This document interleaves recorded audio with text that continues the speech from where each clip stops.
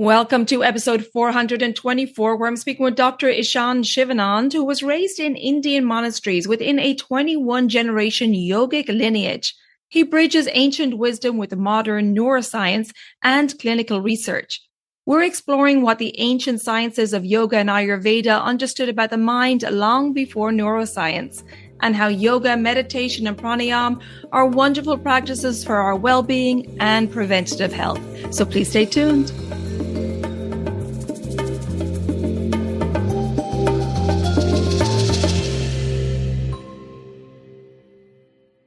Hi there, I'm your host Colette, and on this podcast I will be sharing the teachings of Ayurveda, yoga, and holistic health practices. Now, if you're new to Ayurveda, I recommend checking out the first couple of episodes where I do an introduction to Ayurveda and the mind-body types. Thanks for listening, and now here's a new episode. Hello and welcome back to the Elements of Ayurveda podcast. Today I am very happy to welcome Dr. Ishan Shivanand, a globally acclaimed mental health researcher, professor, best-selling author, and a founder of Yoga of Immortals. Ishan embodies well-being, not just studies it. Raised in Indian monasteries within a 21-generation yogic lineage, he bridges ancient wisdom with modern neuroscience and clinical research. His double-blind RCTs show up to 82% improvement in insomnia, anxiety, depression, and quality of life within 4 to 8 weeks. He has also worked with professionals, athletes, physicians, and military personnel to prevent burnout, build resilience, and sustain peak performance. Dr. Shivanand, I am really looking forward to this conversation. Welcome to the podcast. Thank you for having me. It's a pleasure to be here. Dr. Shivanand, I have to go back to what I just talked about in your bio, your upbringing in 21 generations of yogic lineage, which is extraordinary. How has being raised in monasteries shaped the way you understand the mind compared to a typical Western or medical framework? It is a completely different worldview, what we are taught as compared to what the Western view is. And I would not even have had a frame of reference had I not come out of the monastery and witnessed the world for what it is. Because it's understanding. It's what a child is taught. So in the monastery, we are taught that we are these beings, these universal beings that have infinite potential inside us. And we must awaken that potential, and we must meditate, and we must access these planes of consciousness. The objectives are very different. The self-mastery is very different. And it's very focused upon what a person can become. Whereas when I come out of the monastery, the focus changes on not what you can become, but your value is on what you can possess. So you go outwards and you try to possess more things. You try to have more things, and a child is taught that if he doesn't possess a job, he doesn't possess a family, he doesn't create this optic of being successful, then he's not successful, and self-worth is tied to possessions. So it's a very different way to approach life. And the crazy thing is, in the monastery, everybody is happy because they are becoming. And in the world, rarely I have seen happy people because they are busy possessing. And that is what surprises me, that how can we live a life that is having little to no value, yet we keep on living it because it is the norm. And that's why I try to educate people, to show them that there is another way. There can be a better way. And why not we bring that focus back to the self? Beautifully said. And like you also said that you did not know any different until you came out of the monastery and into the world, and you're looking at our vast consumerism, and even with the accumulation of all these things, that we're still not happy. Unfortunately, because things don't stop coming into our lives. It's an endless loop. We are living in a time when even companies have realized that it has to be planned. Each product must die its own death so that the new product can take its place. And that's why we have a new generation of phones coming in every year. We have new fashion coming in every few months. We are not realizing that, yes, we are possessing new things, but with the same old mindset. So we are the same, but the things are different. Yeah.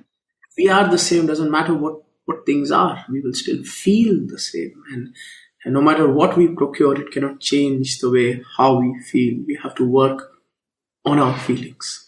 And that is what the path of meditation does for us. Yes, absolutely. And that no matter how much we accumulate, that we'll never be happy. It's really about the journey of self-actualization, as we talk about in yoga and Ayurveda. And it's really about, being of service to the world and actualizing ourselves in this world. And so what I'd love to talk about now is how the yogic and Ayurvedic traditions have explored the mind for thousands of years. And it's like we went through this great forgetting of how universal beings are or have this infinite potential that you speak of. Somehow we have lost our way through the centuries. But the yogic and Ayurvedic traditions understood this for thousands of years. So what did ancient mystics understand about the brain and consciousness that modern neuroscience is now beginning to explore and beginning to understand? But this information, this wisdom has been there for thousands of years. So first, let's talk about Ayurveda. It is a way of life. So Veda just means text. And Ayurveda is the text that talks about how we can live a certain life that can have optimum results on our mind, body. This is very important because if we look at the predicaments humanity faces today, a lot of disorders are lifestyle, behavioral disorders, preventative disorders, things like insomnia, anxiety, things like obesity, things like certain types of diabetes. We are living our life in a certain way. We don't have to, but many times people don't know any better. So they are causing harm to themselves. Ayurveda understood that we are born for a purpose. And the purpose is that actualization. Yoga is the path. But until and unless we don't have a healthy body, we don't have a healthy mind, yoga would be very difficult. It's like when you talk to a child is frustrated. A child doesn't know why he's frustrated. So you have to talk to the child. Are you hungry? Are you sleepy? Are you hurt? And then the child realizes, okay. So we have to go through this process of elimination. It's so very easy that somebody is suffering from depression. And I just go to them and I say, oh, it is because of your karmas. I can't straight away apply yogic philosophy on that person. Maybe that person is depressed because of lifestyle disorders. The person is burned out. He's not had proper sleep. His body is under a state of inflammation. His endocrine system isn't working properly. So I have to do this process of elimination. He has to live a healthy life. And Ayurveda is preventative in nature. It works in such a manner that we live so that our body can perform in its optimum state, our mind can be healthy. Once we are in that state, we are living that life with Ayurveda, is now we can start to apply the yogic principles. Now we can go towards a higher form of consciousness. Now we can explore philosophies. There's this saying in India that says that Bhuke pet Ram Nam na bhajo, meaning if your stomach is empty, you can't meditate. If you try to meditate, your mind will just go everywhere. So Ayurveda prevents that from happening. That's why many times people say that I'll find my peace and solace in scripture. But if you haven't lived a life of Ayurveda, there is no purity. So you will look at the scripture and you will misinterpret that scripture to aggravate your own negativity. Because scripture can do that. It amplifies what is already inside you. It is like throwing fertilizer. So if your mind is filled with weeds, then you will find somebody reading the scripture. They're finding reasons to be more frustrated or judgmental, etc., etc. Ayurveda eliminates that. It makes us pure. It makes us peaceful. It makes us calm. It is a preparatory exercise for yoga. And yoga is the path to enlightenment. So together they go hand in hand. And that's what the ancient mystics, they understood. They understood the nature of the third dimension. They understood the Maya, the illusion, the attachments, the distractions that a person can face. They understood the abyss in which a person can fall, the abyss of our own mind. So they created this pathway so that we can even live our life.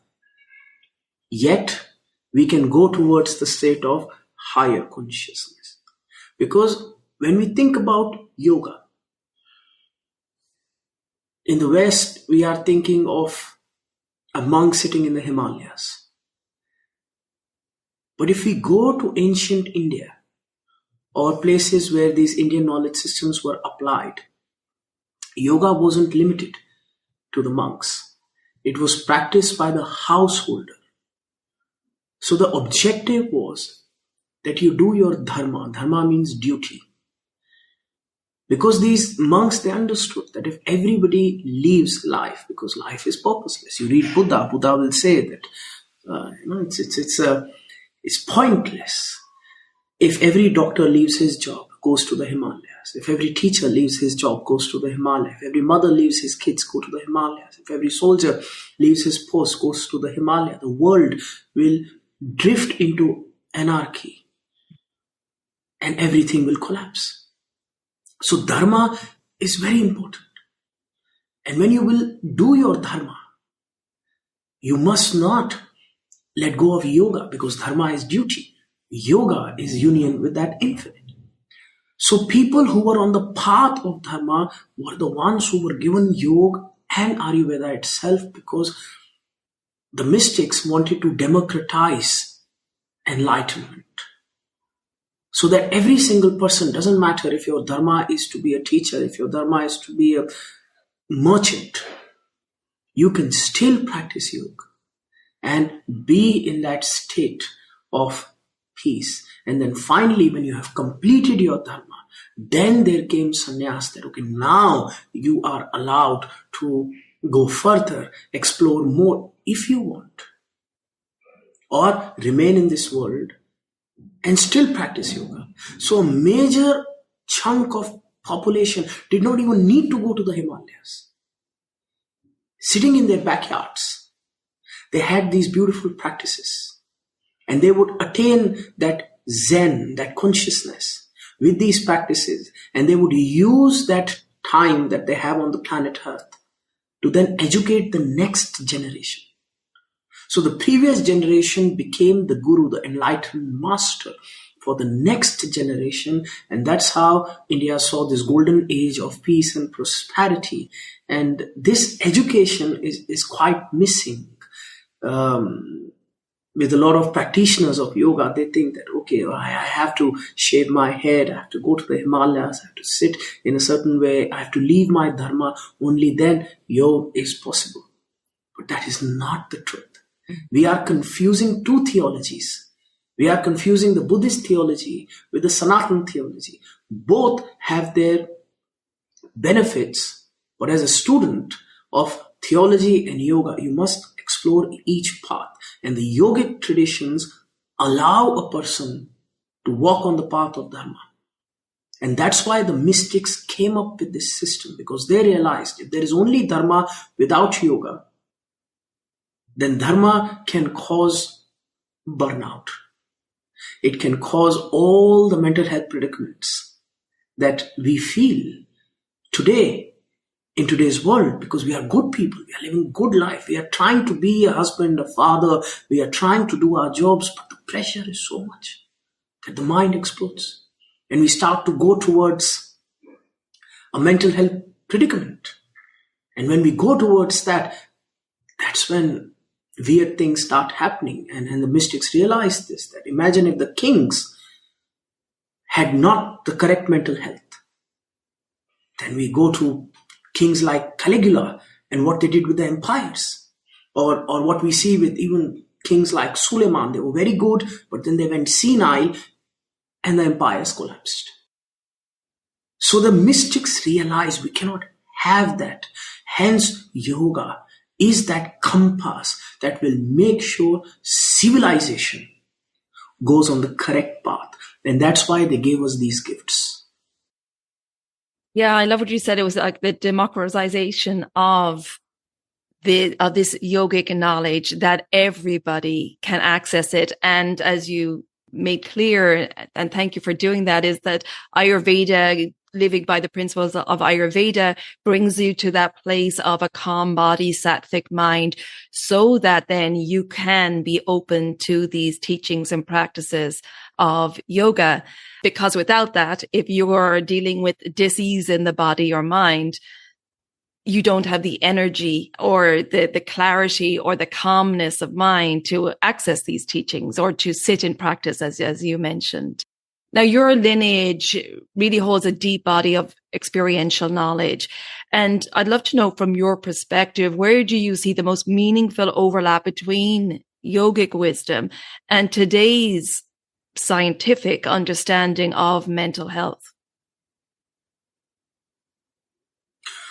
I think mental health is in its infancy presently in the Western world, because we go back a few decades and we will find that there wasn't even an understanding. It's only in Vienna when Freud started to work, suddenly we had these new sciences of psychology. Even if we look at parameters of testing, presently we are on subjective parameters. And even sometimes when I'm doing mental health research, I find the limitations of these standardized testing parameters because we just do not have enough data. I'll give you an example. Many times we do not even take into consideration cultural sensitivity.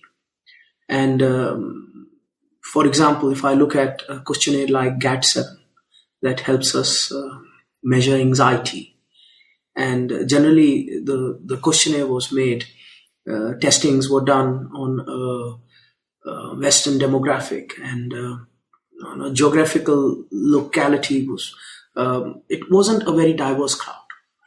And we came up with a parameter of testing.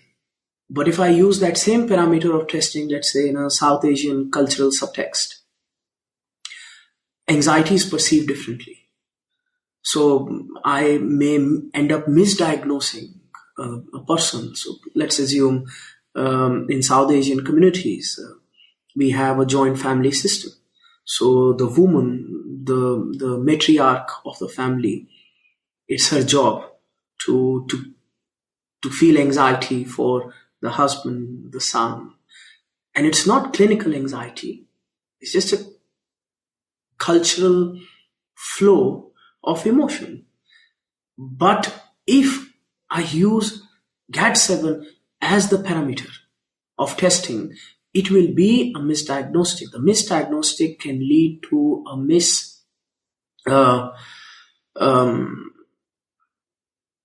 misappropriation in terms of providing wrong medication or wrong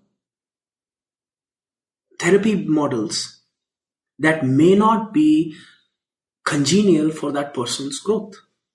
And we are seeing this in many places where there is an over prescription because there is a misdiagnostic. So I feel the Western mind is still understanding mental health, and it will take them decades to even scratch the surface of mental health or even reach to the elementary level of yoga.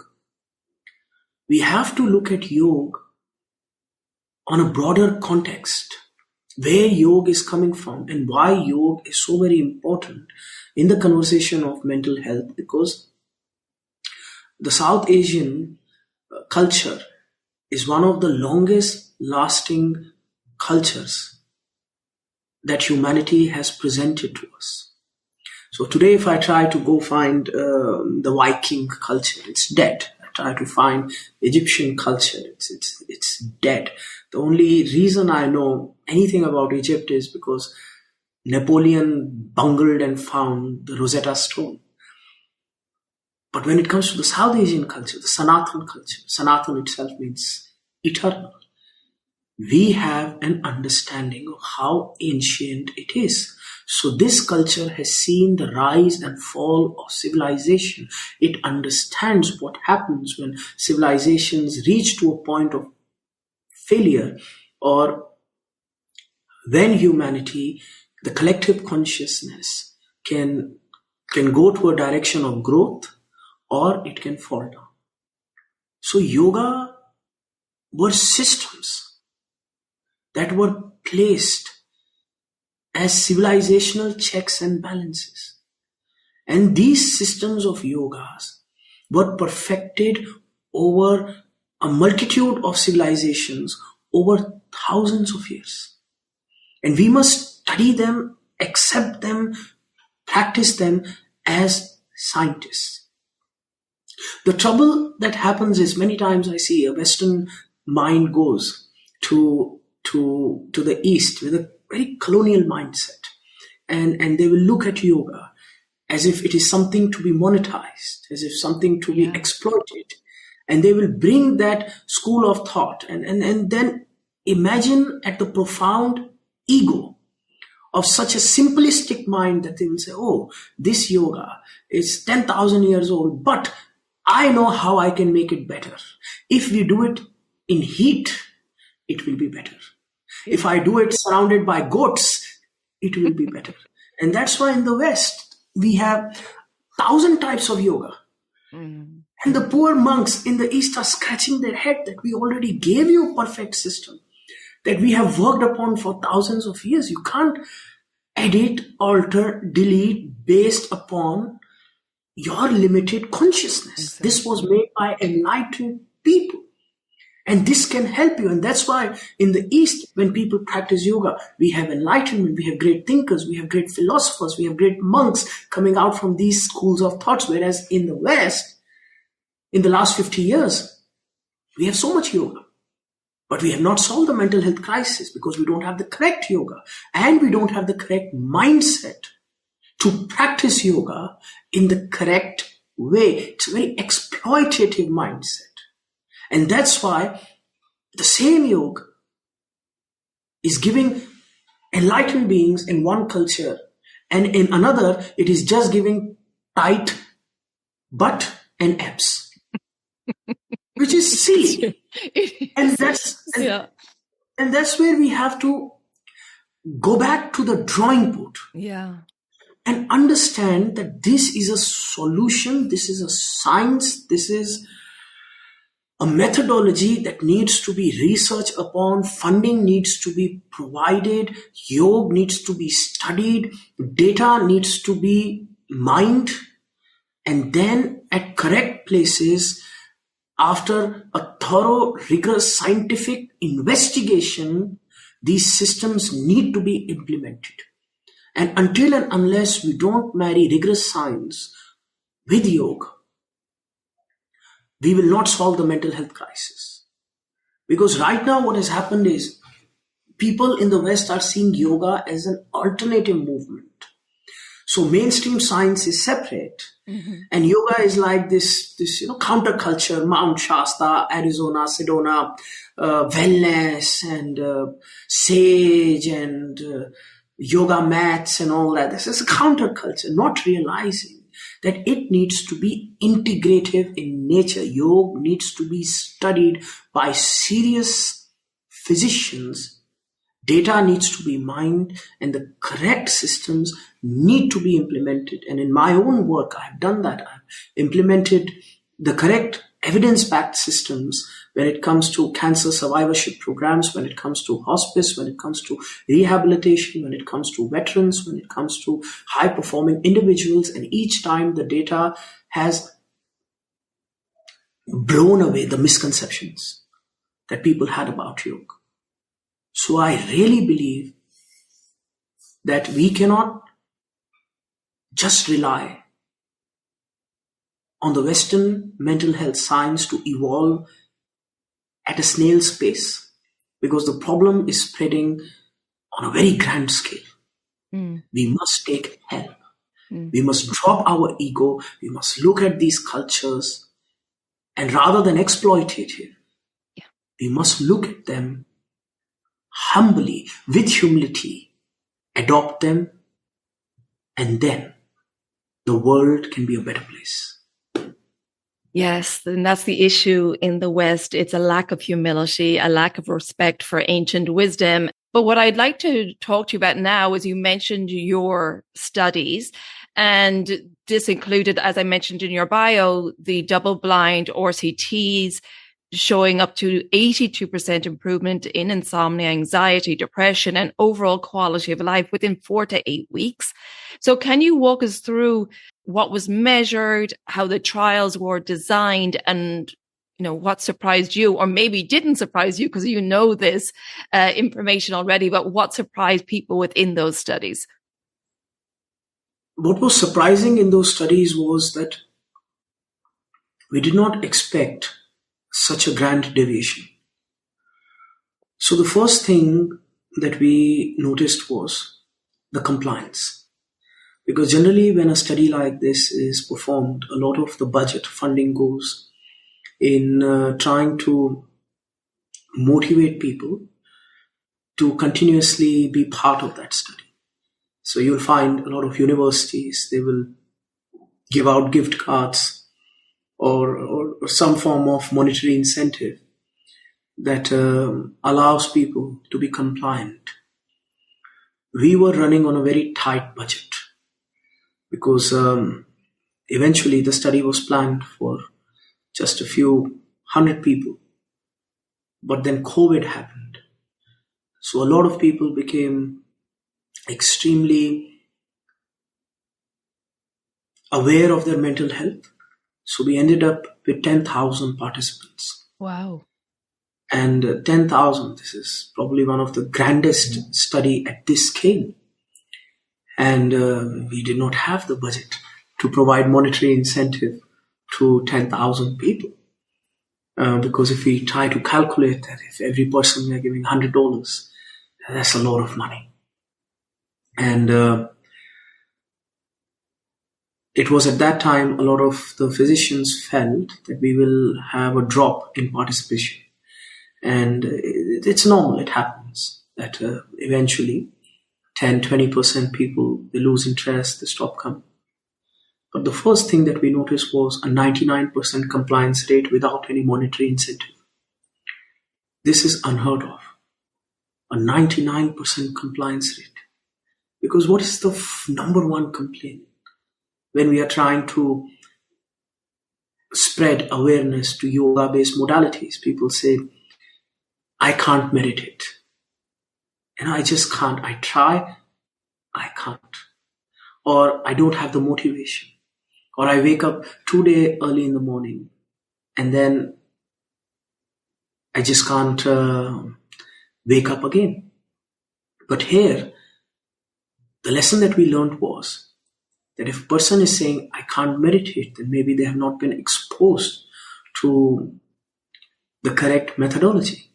Because if the correct methodology is provided, people can meditate. And the proof was in the compliance rate. 99% people kept on coming back. And again, these studies were not 1 week, 2 weeks. We were doing the study continuously for 12 months, in which we had the first 3-month short-term impact of the study. We wanted to see the protocols. How did they impact on the short-term, on the mid-term, and then gradually in the long-term. And then even after the study had ended, we wanted to see what was the impact of these exercises long-term on a person's health. And we found that if practiced for a continuous duration, and the sweet spot was around 3 to 4 months, that is when we start to have long-term benefits of these processes on the body. Because many times I see that people, they follow a weekend retreat culture in which they think that if I do 2 days of meditation once a month, that's it, fine. But no, it had to be continuous, long-term, and then the data showed that yes, the impact was phenomenal. And then definitely the second thing that was quite interesting was that the deviation of more than 80% when it comes to things like insomnia and depression, that too because of a non-pharmaceutical meditative modality, was something that was quite astonishing. Because even when we are talking about pharmaceutical intervention, it is very hard to hit these numbers. And you will find a lot of people, they may rely on over-the-counter medication for, let's say, sleep. Even they will report that yes, there is a better increment in the quality of sleep, but nobody will report on such levels. Whereas the correct yoga breathwork based model, if provided, there were such profound changes. Now this is extremely important because you said you are in France presently. Mm-hmm. So France or countries like England or countries like Canada, they have a national health services model, whereas the country provides health services. And if we look at simple lifestyle disorders like insomnia, anxiety, depression, burnout, it has a monetary impact. And that monetary impact is huge. In a country like America, we spend billions of dollars on these lifestyle disorders. Mm-hmm. Now imagine if we are promoting these modalities that are non-pharmaceutical in nature, that are low cost to no cost, that are easily scalable. And if we equate the benefits to a dollar value, then that is billions of dollars that can be saved by our health services. And that is money that can be utilized in building critical infrastructure rather than wasting it upon preventative lifestyle disorders. Mm-hmm. And I think that is why these studies are so very powerful, because they have the potential to even impact our economic policy and our budgets. Yeah. And this is extremely important because countries are running out of money. Mm-hmm. Countries are now having to deal with a bigger population subset with limited resources. So we cannot have a leakage in our budgets. Because if we are spending all our resources on preventable disorders, then what about the critical disorders? That is where failures can happen. That is where the system can collapse. And that's what we saw during time of COVID. Mm-hmm. And if we implement these modalities in the correct places, then we can seal the leak. So people try to ask me that, okay, yoga or meditation, it's a nice wellness activity. But I try to explain to them that when it comes to healthcare, it is not just a wellness activity, it is worth billions of dollars. And that is when people sit up straight and listen carefully. Yeah. As you say, these, are preventable lifestyle diseases, and it's just really about educating people on how to take care of themselves and also to give them quality of life and fulfillment in this lifetime as well. I wanted to go back and talk about the ways you carried out the study. So you said it was over a year, 10,000 people, amazing. How long were they meditating for per day?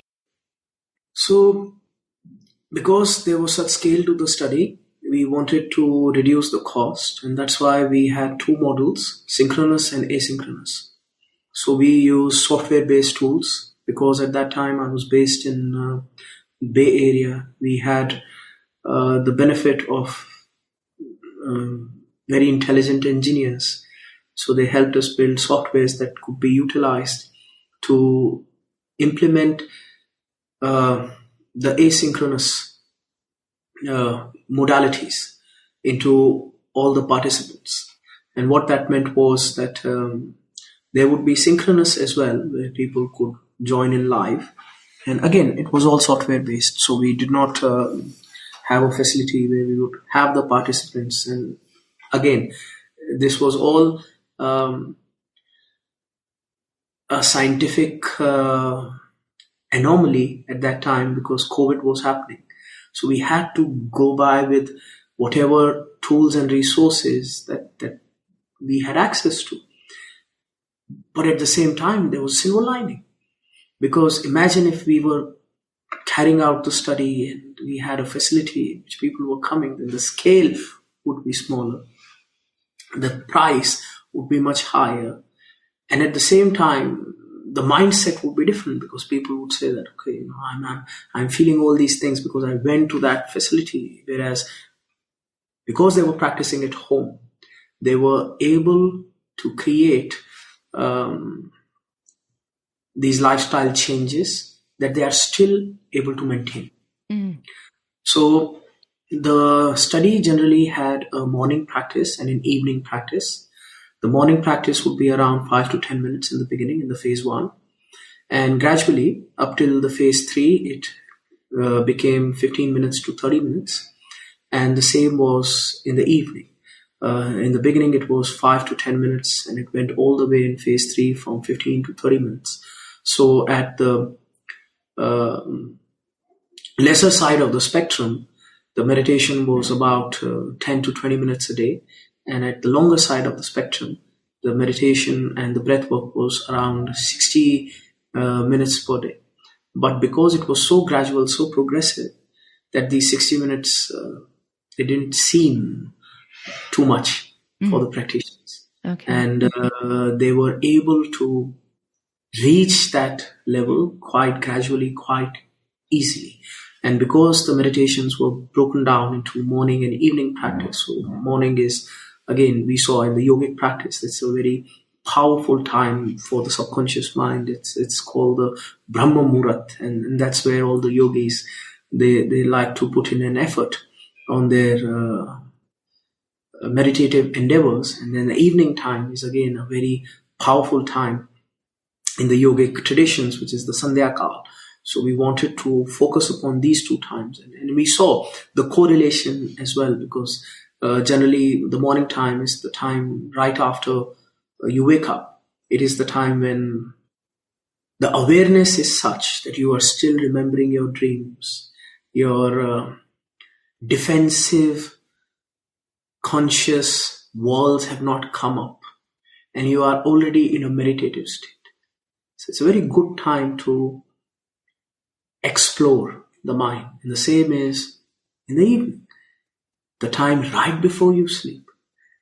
And we have seen this again and again. Research has been done in marketing that if at that time we bombard the mind, the defense mechanisms are not that high. So a person is much more suggestible. So if that time we utilize for meditation, for bringing peace and calm, the benefit would be much more. So 5 to 10 minutes in the morning and evening. And we continued this without any breaks. And people were motivated to follow sankalp, anushtan. And what it means is show up, accountability. And there is no break. This is a lifestyle. You have to live like this. Just like you have a body, you exercise, body remains healthy. You eat and you survive. You breathe and you survive. So meditation is not a leisure activity. It's not a hobby. We wanted to train people that this is the new normal. So do this as if it is life itself. And slowly, gradually, people understood that, and the friction towards showing up drastically melted away. And we had a beautiful community which joined in synchronous format and asynchronous. And asynchronous also we wanted them to have, because sometimes 5-10 minutes is not enough, because people started to derive such joy from this practice that they wanted to do more. Not just they wanted to do more, they wanted to create communities. They wanted to teach their families. They wanted to help their friends.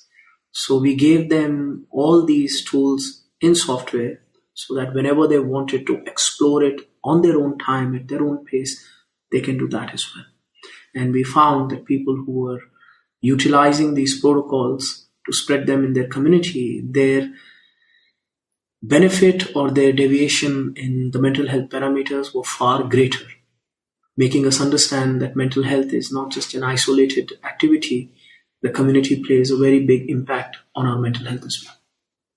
Absolutely. And those people were very fortunate to have that study, to be participants, especially during that time of COVID when there was a lot of stress, and also to have that community involvement and to have the benefits of it. And can you tell us, how does the Yoga of Immortals methodology or practice differ? When we were doing this study, we had beautiful impacts. And the physicians that I was working with, they asked me, what do you call this yoga? And I was dumbfounded because I didn't know it. This is yoga. As I said, frame of reference. This is what I was taught. This is what was taught to my father. This was what was taught to his father. So it is yoga. It is what it is. It's like when you look at a mango, it's a mango. You don't say like, what do you call this mango? I call it a mango. It's a mango. Yeah. So they said, no, it's like we've not seen these things before. Because they had this mindset for a lot of the physicians, multidisciplinary people that I was working with. They had this thought because in every single Planet Fitness in North America, we have a yoga class. They were thinking it will be like that. We'll all have our yoga mats. We'll all be wearing our stretchy pants and we'll be doing all those things. But even if you read Patanjali, you will see that there is no mention in the Patanjali Yoga Sutras on downward dog, etc. It's all a very cognitive exercise. It's relying upon breathwork. It's relying upon awareness, emotion. Yoga is a very meditative exercise. And they asked me, is this Ishan Yoga, from my name?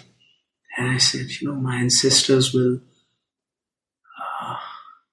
hit me with a slipper if I go on such an egoistical path. Branding. Yes. So then they said, what is this yoga? I said, this is the yoga of Sanatan Dharma. And Sanatan Dharma is the culture from where I come from. Sanatan is eternal, immortal, the immortal school of thought, because humanity changes, but the eternal truth, it doesn't change. We may forget the eternal truth, and society does that. When Greece fell, we lost so much of mathematics, and then the Dark Ages came, and then we rediscovered those truths that we had. So the eternal truth, Sanatan Dharma, it's always eternal, and whenever humanity is ready, the truth is revealed. So the Sanatan is what gives birth to yoga. So Sanatan, if I make it into English, it is immortal. So it is Yoga of Immortals from the Sanatan Dharma. So this is yoga as yoga is meant to be. And this is how it was taught. This is the same yoga that was practiced 10,000 years ago under a tree by the great monks. And this is the same that we are practicing now in a clinical setting, in a reputed Ivy League university. And how it differs from what exists out in the world.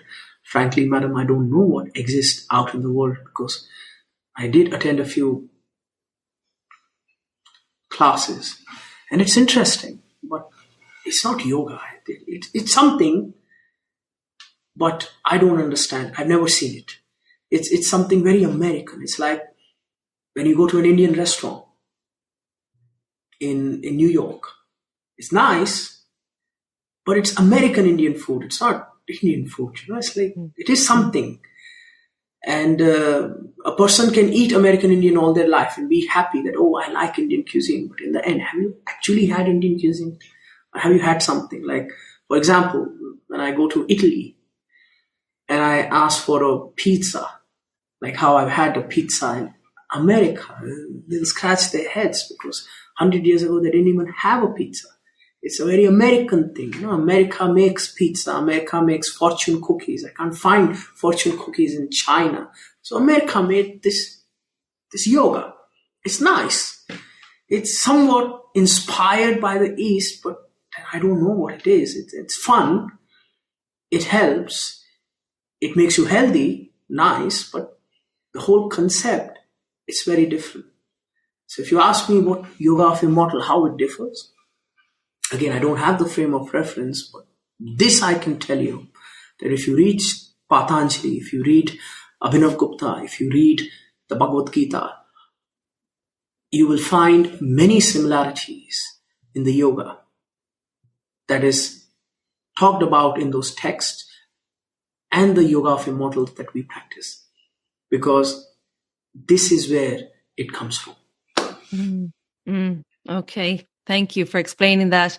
And as we finish up here, I wanted to ask you, you speak about the yogic practices, meditation, pranayama, unlocking expanded states rather than escapism. And so what are altered states of consciousness in a yogic context, and why are they considered very essential for human evolution? It is the art of waking up. There are many pathways to open the consciousness, even in the yogic tradition in itself. There are some yogic pathways that rely upon native medicine, herbs that can open the mind, open the consciousness.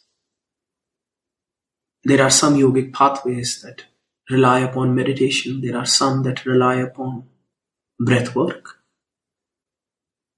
So even when we talk about yoga, there can be different paths in the Sanatan itself.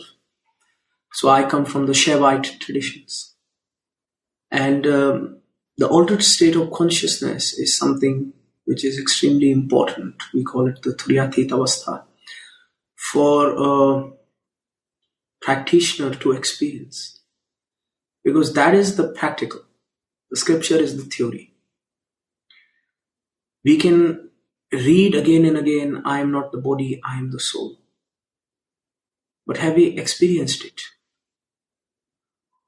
That is what experience comes at the altered state of consciousness. We can read again and again detachment, let it go, forgiveness. But until and unless we do not reach that altered state of consciousness, it doesn't become truth for us. We are just repeating it like a parrot. And that is a big difference between a scholar and a yogi. A scholar speaks out of reference. A yogi speaks out of experience. So a scholar will read and then try to expound upon the fact how the universe is based upon what he's read. But a yogi will meditate, reach to that altered state of consciousness, and will actually experience himself as the universe. And then he will say, Aham Brahmasmi, means I am that I am the universe, and the universe is within me. And as I said, there are various ways to reach that state of consciousness. It could be through native medicine, it could be through meditation, it could be through breathwork, it could be through bhakti, it could be through various methodologies. But my expertise is altered states of consciousness through breathwork and meditation. That's the way of the Shaivite. And that's what I try to teach. Yes. Beautiful. And can you tell people where they can go to find out more about your offerings with Yoga of Immortals? Where can people find out more? So I think a very good start for people could be, I wrote a book, The Practice of Immortality. And that book carries within it my life's experiences, the philosophies of the Shaivite traditions, but more importantly, the progressive Yoga of Immortal meditation protocols that are evidence-backed. Because when I was writing the book, and the book came out very nice, I thought, what is the take-home value? What if this is the only book a person ever reads on meditation? Then how can they actually experience these altered states of consciousness? How can they walk the path? So what I did was, after every chapter, I wrote a meditation. And these meditations are inspired from the Vigyan Bhairav, the Mahanirvana Tantra, ancient texts that talk about deep meditative philosophies. And progressively, as the chapter continues, the reader will be exposed to these modalities. And if practiced correctly, after each chapter you take some time, 10-15 minutes, then by the time you reach the final chapter, you will have a great yogic practice that, if it is even the last practice you ever do, it can help reach you to that state of higher consciousness that the yogi talks about. So I think that is a perfect first step. If you are a reader or audiobook, spend time with it. Or if you are a researcher, then you can go to Google Scholar, type Yoga of Immortals research, and there you will find access to all the work that we have done, all the data that has been published in peer-reviewed journals. These journals have very high impact scores. Our studies have been cited multiple times, and it's good. So even if you are a yoga practitioner and you are looking for science to help you with your practice so that you can make your practice a bit more evidence-backed, then you can utilize this work that I'm doing, because my objective is to add more and more value to the yoga practitioner community. Beautiful. Well, I will put a link to your book, Practice of Immortality, in the show notes. Dr. Shivanand, it has been an absolute pleasure. You're doing very important work in this world. We need it now more than ever, as I feel the world is trying to find its way again. And the more we can spread this beautiful wisdom of yoga and Ayurveda, the better the world will be. So thank you so much for your time. I truly appreciate it. Thank you. Thank you so very much, madam. The pleasure is all mine. I hope you enjoyed that conversation with Dr. Shivanand, and please check out the show notes for all the links mentioned. And if you would like individualized support on your Ayurvedic journey, please reach out, and you can check out all my online services on my new website, elementshealingandwellbeing.com. And just to give you a heads up, the next group discounted digestive reset cleanse starts January 23rd, 2026. Also, you can check out the new Elements of Ayurveda podcast community. Inside, you'll find monthly live Zoom meetups, early access to the podcast episodes, member forums for discussion and Q&A, mindfulness and self-care practices, and seasonal group challenges and reflections.